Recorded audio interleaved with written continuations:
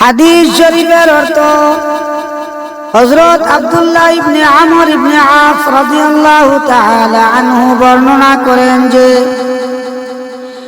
যে ব্যক্তি আপন মুসলমান ভাইকে পেট ভরিয়া খানা খাওয়ায় ও পানি পান করায়, আল্লাহ তাআলা তাহাকে জাহান্নাম হইতে 7 খন্দক দূরে সরাইয়া দেন।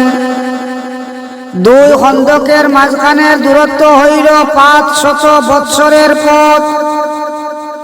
হযরত জাবির ইবনে আব্দুল্লাহ রাদিয়াল্লাহু তাআলা আনহু হইতে বর্ণিত আছে যে রাসূলুল্লাহ সাল্লাল্লাহু আলাইহি ওয়াসাল্লাম ইরশাদ করিয়াছেন, ক্ষুধার্ত মুসলমানকে খানা খাওয়ানো মাগফিরাত ও ওয়াজিবকারী আমল সমূহের মধ্য হইতে একটি। অন্য হাদিসে হযরত আবু সাঈদ খুদরি রাদিয়াল্লাহু তাআলা আনহু হইতে বর্ণিত আছে যে নবী করিম সাল্লাল্লাহু আলাইহি ওয়াসাল্লাম ইরশাদ করিয়াছেন, যে ব্যক্তি কোনো মুসলমানকে বস্ত্রহীন অবস্থায় কাপড় পরিধান করায়,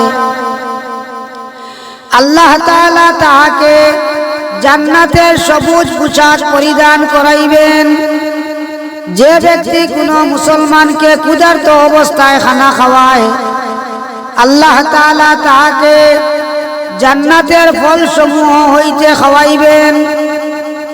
আর যে ব্যক্তি কোনো মুসলমানকে পিপাসিত অবস্থায় পানি পান করায়, আল্লাহ তাআলা তাকে এমন খালেস শরাব পান করাইবেন যাহার উপর মোহর লাগানো থাকিবে।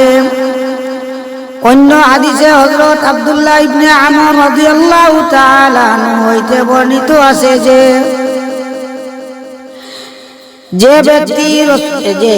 এক ব্যক্তি রাসূলুল্লাহ সাল্লাল্লাহু আলাইহি ওয়াসাল্লামকে জিজ্ঞাসা করিল, ইসলামের সর্বোচ্চ আমল কোনটি?